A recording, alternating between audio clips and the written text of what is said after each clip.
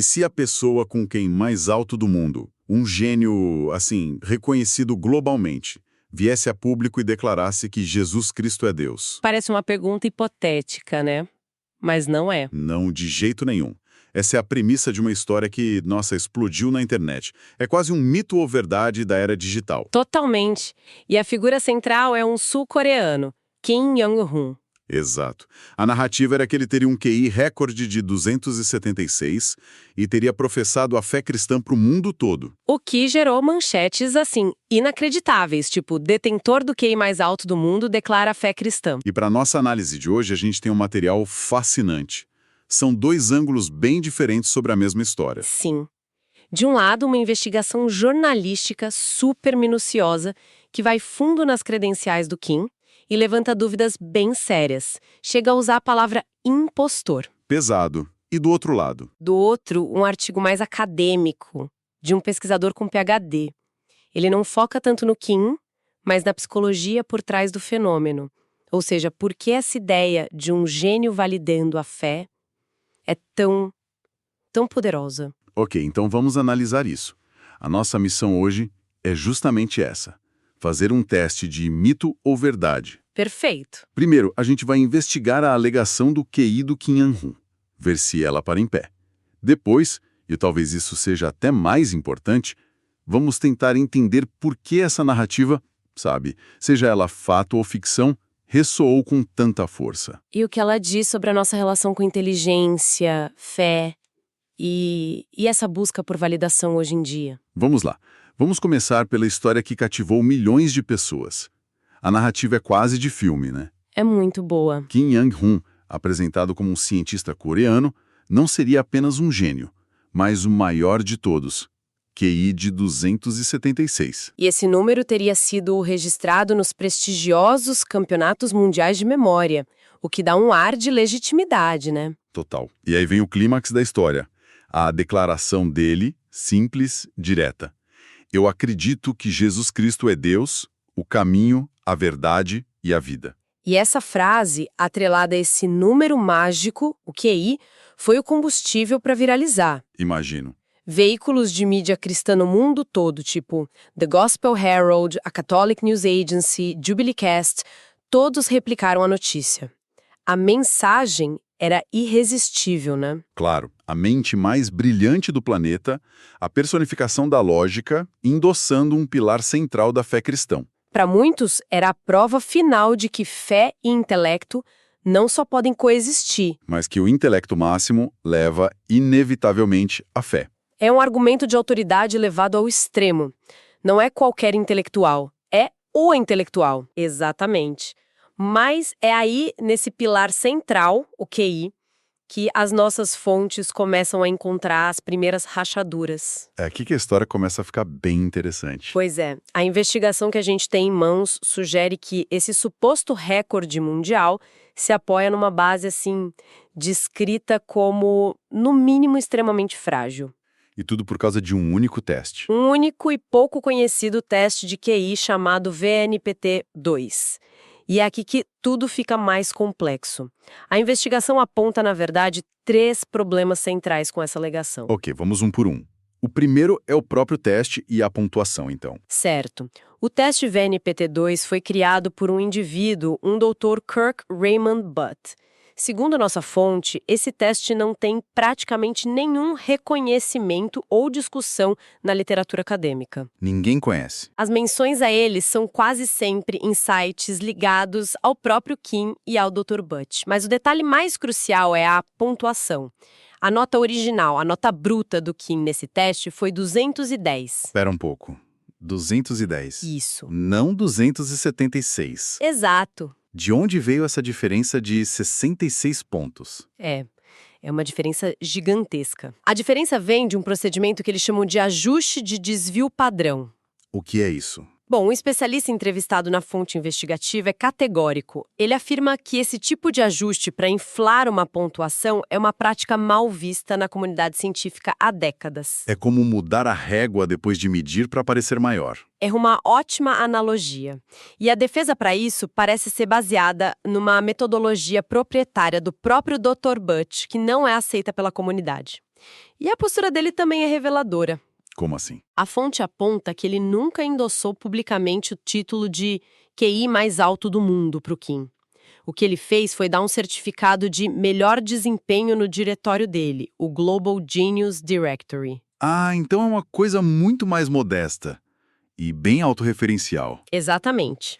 Isso por si só já levantaria muitas dúvidas. Mas se o teste e a nota já são um problema, a pessoa que administrou o teste parece complicar ainda mais, né? E aí a gente entra no segundo grande problema, o potencial conflito de interesses. Ah, As fontes detalham uma relação profissional muito próxima entre o Kim Young-hun, que fez o teste, e o Dr. Kirk Bett, que aplicou. próxima coma. Eles serviram juntos nos conselhos de várias organizações de alto QI. E mais, o Dr. Bett trabalhou como editor na United Sigma Intelligence Association, que é uma empresa fundada e dirigida pelo próprio Kim. Nossa. Então, o juiz e o competidor são, na prática, parceiros de negócios. Basicamente. Em qualquer outro campo, esporte, ciência, isso anularia o resultado na hora. Por que no mundo dos clubes de QI isso seria aceitável? A fonte argumenta que não é aceitável e que isso mancha fatalmente a credibilidade do resultado. E tem mais um detalhe: Diga. a formação do Dr. Butt. A pesquisa mostra que, embora ele tenha doutorados, a área de especialização dele é teologia e religião comparada. Não é matemática, estatística ou psicologia. Não, que são as áreas fundamentais para criar e validar testes de QI rigorosos. É uma combinação explosiva. Um teste obscuro, uma nota ajustada e um avaliador que é parceiro do testado. Isso leva a gente ao terceiro ponto, que é a questão da autoridade.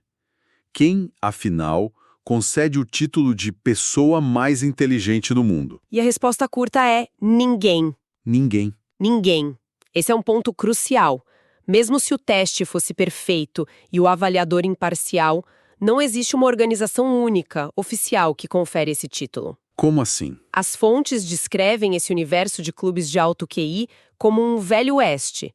São dezenas de pequenos grupos, cada um com seus testes, seus padrões. E o Guinness World Records? Muita gente pensa que eles cuidam disso. É uma suposição comum, e os apoiadores do Kim usam muito o nome do Guinness.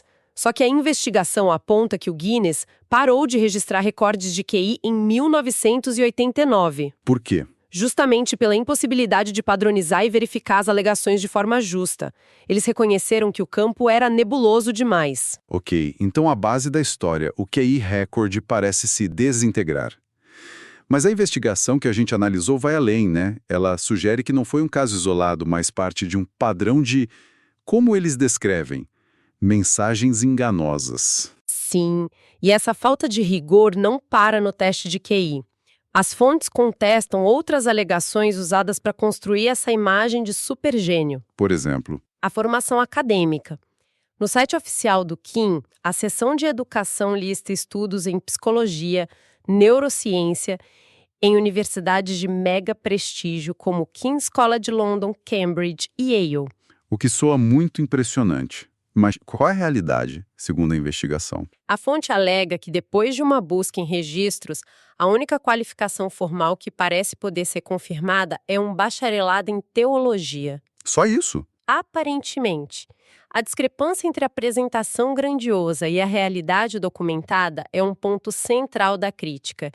A sugestão é que existe um esforço para criar uma persona acadêmica que não bate com os fatos. E as afiliações que ele menciona para dar peso a tudo isso? Também foram investigadas. O Kim menciona parcerias com uma organização chamada World Record Holder.